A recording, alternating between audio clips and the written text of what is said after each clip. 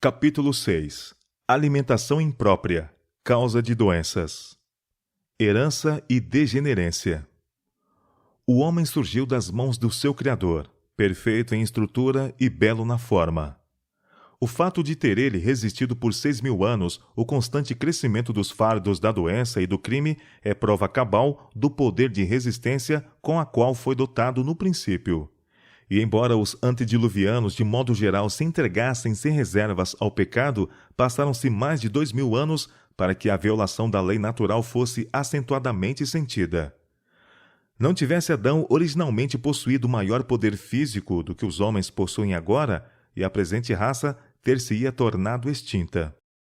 Através de sucessivas gerações, desde a queda, a tendência tem sido continuamente descendente. A doença tem sido transmitida de pais a filhos por sucessivas gerações. Mesmo as criancinhas de berço sofrem em consequência dos males originados pelos pecados dos seus pais. Moisés, o primeiro historiador, dá-nos um bem definido relato da vida social e individual nos primeiros tempos da história do mundo, mas não encontramos qualquer registro de que uma criança tenha nascido cega, surda, paraplégica ou imbecil. Nenhum exemplo é relatado de morte natural na infância, meninice ou adolescência. As notas de óbito que se encontram no livro de Gênesis rezam assim: E foram todos os dias que Adão viveu 930 anos, e morreu. E foram todos os dias de Sete 912 anos, e morreu. Com respeito a outros, o registro diz: E morreu em boa velhice, farto de dias. Era tão raro alguém morrer antes de seu pai, que tal ocorrência foi considerada digna de registro. E morreu Arã, estando Terá seu pai ainda vivo. Os patriarcas de Adão a Noé, com poucas exceções, viveram aproximadamente 1.000 anos. Desde então, a média de longevidade tem decrescido. Por ocasião do primeiro advento de Cristo, a raça já se havia degenerado de tal maneira que não somente os velhos, mas também os de meia idade e os jovens eram trazidos de todas as cidades ao Salvador para serem curados de suas enfermidades. Muitos padeciam sob o peso de miséria indescritível. A violação da lei física, com as consequências de sofrimento e morte prematura, tem prevalecido por tanto tempo que esses resultados são tidos na conta de sorte inevitável da humanidade. Mas Deus não criou a raça em tão debilitada condição. Este estado de coisa não é obra da providência, mas do homem. Foi ele ocasionado pelos maus hábitos, pela violação das leis que Deus fez para governar a vida do homem. A continuada transgressão das leis da natureza é uma permanente transgressão da lei de Deus. Tivessem os homens sido sempre obedientes à lei dos 10 mandamentos, procurando viver os princípios desses preceitos, a maldição das enfermidades, que agora inundam o mundo, não existiria. Ou não sabeis que o vosso corpo é o templo do Espírito Santo, que habita em vós, proveniente de Deus, e que não sois de vós mesmos? Porque fostes comprados por bom preço. Glorificai, pois, a Deus no vosso corpo e no vosso espírito, os quais pertencem a Deus. Quando os homens seguem qualquer direção que consome desnecessariamente sua vitalidade ou que lhes obscurece o intelecto, pecam contra Deus. Não o glorificam no corpo e no espírito que lhe pertencem. Muito embora o insulto que o homem lhe tem feito, o amor de Deus ainda se estende à raça, e ele permite que a luz brilhe, capacitando o homem a ver que, para que possa viver uma vida perfeita, ele precisa obedecer às leis naturais que lhe governam o ser. Quão importante é, então, que o homem ande nessa luz, exercitando todas as suas faculdades, tanto do corpo como da mente, para a glória de Deus. Achamo-nos em um mundo contrário à retidão ou à pureza de caráter, e especialmente ao crescimento na graça. Em tudo que olhamos, observamos poluição e corrupção, deformidade e pecado. Quão oposto a tudo isso a obra que deve ser executada em nós justamente antes de recebermos o dom da imortalidade. Os eleitos de Deus devem permanecer incontaminados em meio da corrupção prevalecente ao seu redor nestes últimos dias. Seu corpo deve tornar-se santo, puro seu espírito. Se esta obra deve ser realizada, deve ela ser empreendida imediatamente, zelosa e inteligentemente. O Espírito de Deus terá que exercer perfeito controle, influenciando cada ação. Os homens poluíram o templo da alma, e Deus os conclama a despertarem e esforçar-se com todas as suas energias para reconquistar sua varonilidade dada por Deus. Coisa alguma, a não ser a graça de Deus, pode convencer e converter o coração. Somente dele podem os escravos dos hábitos obter força para romper as algemas que os prendem. É impossível ao homem apresentar o seu corpo em sacrifício vivo, santo e agradável a Deus, enquanto persistir na condescendência com hábitos que o privam do vigor físico, mental e moral. De novo diz o apóstolo: E não vos conformeis com este mundo, mas transformai-vos pela renovação do vosso entendimento, para que experimenteis qual seja a boa, agradável e perfeita vontade de Deus. Ignorância voluntária das leis da vida.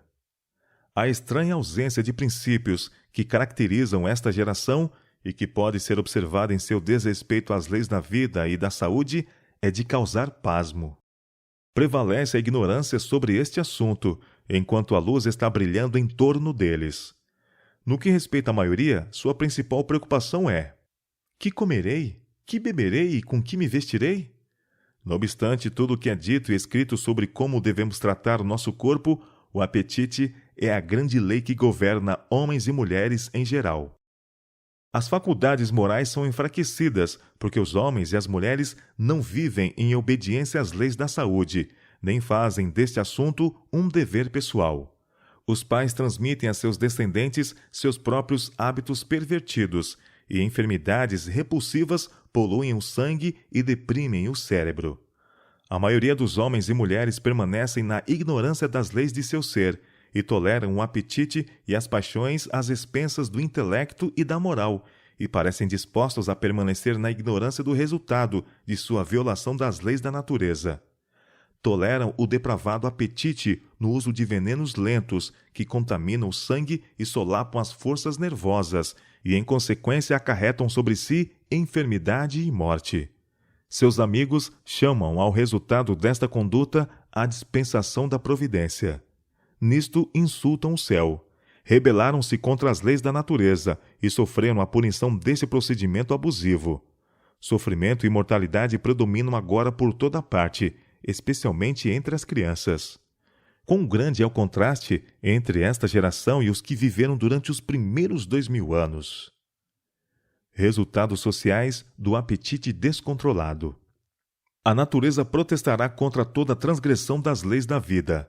Ela suporta os abusos até onde pode, mas finalmente vem a retribuição e cai tanto sobre as faculdades físicas como sobre as mentais. Nem finda com o transgressor. Os efeitos de sua tolerância são vistos em sua descendência, e o mal se transmite de geração a geração. A juventude de hoje é uma segura indicação do futuro da sociedade, e vendo essa juventude, que podemos esperar para o futuro? Na maioria são amigos de divertimentos e avessos ao trabalho. Falta-lhes coragem moral para negarem-se a si mesmos e atenderem aos reclamos do dever. Eles têm apenas pouco domínio próprio e ficam excitados e irados nas menores oportunidades. Muitos em cada idade ou fase da vida não possuem princípio ou consciência, e com seus hábitos e ociosidade e dissipação entregam-se aos vícios e corrompem a sociedade, até que nosso mundo se torne uma segunda Sodoma. Se os apetites e paixões estivessem sob o controle da razão e da religião, a sociedade apresentaria um aspecto inteiramente diverso. Jamais foi desígnio de Deus que a presente lamentável condição de coisas existisse. Ela existe como resultado da brutal violação das leis da natureza. Violada as leis natural e espiritual. A muitos dos aflitos que foram curados, disse Cristo: não peques mais, para que não te suceda alguma coisa pior. João capítulo 5, verso 14. Assim ensinou que a doença é o resultado da violação das leis de Deus, tanto naturais como espirituais. Não existiria no mundo a grande miséria que há se tão somente os homens vivessem em harmonia com o plano do Criador. Cristo fora o guia e mestre do antigo Israel e ensinara-lhe que a saúde é o prêmio da obediência às leis divinas. O grande médico que curava os doentes da Palestina falara a seu povo da coluna de nuvem, dizendo-lhe o que devia fazer e o que Deus faria por ele. Se ouvires atento a voz do Senhor teu Deus, disse, e obrares o que é reto diante de seus olhos, e inclinares os teus ouvidos aos seus mandamentos, e guardares todos os seus estatutos, nenhuma das enfermidades porei sobre ti, que pus sobre os egípcios, porque eu sou o Senhor que te sara. Êxodo capítulo 15, verso 26. Cristo deu a Israel definidas instruções acerca de seus hábitos de vida, e assegurou-lhe, e o Senhor te desviará toda a enfermidade. Deuteronômio capítulo 7, verso 15. Quando cumpriram as condições, verificaram-se as promessas. Entre as suas tribos não houve um só enfermo. Salmo 105, verso 37. Estas lições são para nós. Há condições que devem ser observadas por todos os que queiram conservar a saúde. Cumprem aprenderem todos quais são essas condições. Deus não se agrada da ignorância com respeito às suas leis, sejam naturais, sejam espirituais. Devemos ser cobreiros seus para a restauração da saúde do corpo, bem como da alma. Sofrimento procurado. A família humana tem atraído sobre si enfermidades de várias espécies, em virtude de seus próprios hábitos errôneos. Não tem procurado saber como viver de maneira saudável, e sua transgressão das leis tem produzido um deplorável estado de coisas. Raramente as pessoas têm atribuído os seus sofrimentos à sua verdadeira causa, seu próprio mau procedimento. São condescendentes na intemperança no comer e fazem do apetite um deus. Em todos os seus hábitos têm eles manifestado descuido em relação à saúde e à vida. E quando, como resultado, são acometidos de enfermidades, procuram crer que Deus é o autor disto, quando sua própria conduta má propiciou o inevitável resultado. A moléstia nunca vem sem causa. O caminho é preparado e a doença convidada pela desconsideração para com as leis da saúde. Muitos sofrem em consequência da transgressão dos pais. Conquanto não sejam responsáveis pelo que seus pais fizeram, é, no entanto, seu dever procurar verificar o que é e o que não é a violação das leis da saúde. Devem evitar os hábitos errôneos de seus pais e, mediante uma vida correta, colocar-se em melhores condições. O maior número, todavia, sofre devido à sua própria direção errônea. Desatendem aos princípios sanitários por seus hábitos de comer e beber, vestir e trabalhar. Sua transgressão das leis da natureza produz os infalíveis resultados. E ao sobrevir-lhes a doença, muitos não atribuem seu sofrimento à verdadeira causa, mas murmuram contra Deus por causa de suas aflições. Mas Deus não é o responsável pelo sofrimento que se segue ao menosprezo da lei natural.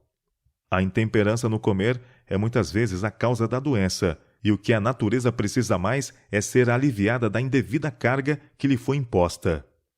Enfermidades seguem a condescendência para com o apetite.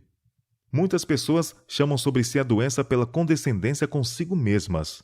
Não têm vivido segundo as leis naturais ou os princípios da estrita pureza. Outros têm desconsiderado as leis da saúde em seus hábitos de comer e beber, vestir ou trabalhar. A mente não se gasta nem se abate tanto em resultado de diligente aplicação e duro estudo, como em virtude de comer alimentos impróprios em horas impróprias e pelo descuido e desatenção às leis da saúde. Estudo diligente não é a principal causa da debilitação das faculdades mentais. A causa principal é o regime dietético inapropriado, refeições irregulares, falta de exercício físico. Comer e dormir em horas irregulares minam as forças cerebrais. Muitos estão sofrendo e muitos estão indo para a sepultura por causa de condescendência com o apetite. Comem o que mais satisfaça o seu pervertido paladar, assim enfraquecendo os órgãos digestivos e prejudicando sua faculdade de assimilar o alimento que deve sustentar a vida. Isto produz enfermidade aguda e, não raro, segue-se a morte. O delicado organismo do corpo é gasto por práticas suicidas daqueles que têm a obrigação de saber melhor. As igrejas devem ser firmes e fiéis à luz que Deus tem dado. Cada membro deve trabalhar inteligentemente a fim de afastar de sua vida prática todo apetite pervertido. Preparando o caminho para a embriaguez. Muitas vezes a intemperança começa no lar. Pelo uso de alimentos condimentados, não saudáveis, enfraquecem-se os órgãos digestivos, criando-se um desejo de comida ainda mais estimulante. Assim se educa o apetite a desejar continuamente alguma coisa mais forte. A exigência dessas substâncias torna-se mais frequente e mais irresistível. O organismo enche-se mais ou menos de venenos, e quanto mais debilitado se torna, tanto maior o desejo dessas coisas. Um passo dado na direção errada prepara o caminho para outro. Muitas pessoas que não seriam culpadas de pôr à mesa vinho ou bebida alcoólica de qualquer espécie enche-la-ão de comidas que criam tal sede de bebida forte que quase impossível é resistir à tentação. Os hábitos errôneos no comer e no beber destroem a saúde e preparam o caminho para a embriaguez. Fígado doente por causa do regime errôneo. No último sábado, ao estar eu falando, vossa face pálida apareceu-me distintamente, como me havia sido mostrada. Vi vossa condição de saúde e os males que tendes sofrido por tanto tempo. Foi-me mostrado que não tendes vivido de maneira saudável. Vosso apetite tem sido mórbido e tendes satisfeito o paladar às expensas do estômago. Levais para o estômago artigos impossíveis de serem convertidos em bom sangue. Isto tem acarretado pesado encargo ao fígado, visto estarem os órgãos digestivos desarranjados. Ambos estáis doentes do fígado. A reforma de saúde seria de grande proveito a vós ambos, se a praticasseis estritamente. Mas haveis falhado em fazê-lo. Vosso apetite é mórbido, e porque não apreciais um regime simples, natural, composto de farinha integral, verduras e frutas preparadas, sem condimentos ou gordura, estáis continuamente transgredindo as leis que Deus estabeleceu em vosso organismo. Enquanto fizerdes isto, tereis de sofrer as penalidades, pois para cada transgressão está fixada uma pena. Admirais-vos, contudo, da continuada pobreza de vossa saúde. Podeis estar certos de que Deus não irá operar o milagre para salvar-vos dos resultados de vossa própria conduta. Alimentos requintados e estado febril. Não há tratamento que vos possa libertar de vossas presentes dificuldades enquanto comeis e bebeis como estáis fazendo. Podeis fazer por vós mesmos aquilo que nem um médico mais experiente pode fazer jamais. Regulai vosso regime. Para satisfazer ao gosto, frequentemente colocais sobre os órgãos digestivos severa carga, ao levar para o estômago alimento que não são os mais saudáveis e muitas vezes em quantidades exageradas. Isso desgasta o estômago, inabilitando-o para receber até mesmo os alimentos mais saudáveis. Tendes o estômago de contínuo debilitado, em virtude de vossos errôneos hábitos no comer. Fazei vossa alimentação demasiado opulenta. Não é ela preparada de maneira simples, natural, mas é totalmente imprópria para o estômago quando a preparais tendo em vista satisfazer o paladar. A natureza é sobrecarregada e procura resistir aos vossos esforços para estropiá-la. Calafrios e febre são resultado dessa tentativa de libertar-se do peso que lhe impondes. Tendes de sofrer a penalidade da violação da lei natural. Deus estabeleceu em vosso organismo leis que não podeis violar sem sofrer a punição. Tendes consultado o gosto sem pensar na saúde.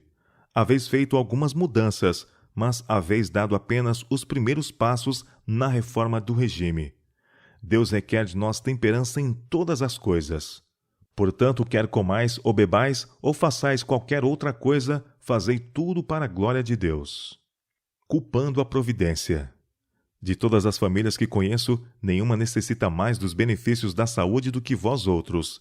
Gemeis de dor e prostração que não sabeis a que atribuir, e procurais submeter-vos com a máxima boa vontade, achando que o sofrimento é a sorte que a providência determinou. Se pudesseis ter vossos olhos abertos e pudesseis ver os passos dados em vossa vida e que levaram diretamente ao vosso presente estado de precária saúde, haveria de vos causar espanto vossa cegueira em não ver antes o estado real do caso. Tendes criado apetite antinatural e não desfrutais de vosso alimento metade do prazer que teríeis se não houvesseis usado erradamente vosso apetite. Tendes natureza pervertida e estáis sofrendo as consequências, e que dolorosas elas têm sido. O preço de uma boa refeição. A natureza suporta os abusos sem resistência. até onde pode. Então desperta e faz forte esforço para libertar-se dos embaraços e maus tratos que tem sofrido. Sobrevém então dores de cabeça, calafrios, febre, nervosismo, paralisias e outros males demasiados numerosos para serem mencionados. Uma conduta errada no comer ou beber acaba com a saúde e com isto o prazer da vida. Oh, quantas vezes tendes tomado o que chamais uma boa refeição às expensas de um organismo febricitante, perda de apetite e perda de sono. Incapacidade de desfrutar uma boa alimentação, noite mal dormida, horas de sofrimento, tudo por causa de uma refeição em que o gosto foi satisfeito. Milhares têm sido tolerantes com seu pervertido apetite, comendo uma boa refeição, como chamam, e como resultado têm portado febre ou alguma outra enfermidade aguda e morte certa. Esse foi um prazer adquirido a elevado preço. No entanto, muitos têm feito isto, e esses assassinos de si mesmos têm sido louvados por seus amigos e pelo ministro e conduzidos diretamente ao céu após sua morte. Que pensamento! Glutões no céu! Não, não, tais pessoas jamais entrarão pelos portais de pérola da cidade dourada de Deus. Jamais serão exaltadas à mão direita de Jesus, o precioso Salvador, o homem sofredor do Calvário, cuja vida foi de constante abnegação e sacrifício. Há um lugar indicado para tais pessoas entre os indignos, aqueles que não têm parte na vida melhor, a herança imortal. Efeitos da alimentação imprópria sobre a disposição. Muitos defraudam sua disposição pelo comer impróprio. Devemos ser tão cuidadosos em aprender as lições da reforma de saúde como somos em ter nossos estudos devidamente preparados, pois os hábitos que adotamos nesta direção ajudam a formar nosso caráter para a vida futura. É possível alguém danificar sua experiência pelo uso mórbido do estômago. Apelos para a reforma. Onde tem havido condescendência com hábitos errôneos, não deve haver demora em reformá-los. Quando a dispepsia tem sido resultado do maltrato infligido ao estômago, façam-se cuidadosos esforços para conservar o resto da resistência das forças vitais, afastando toda a sobrecarga.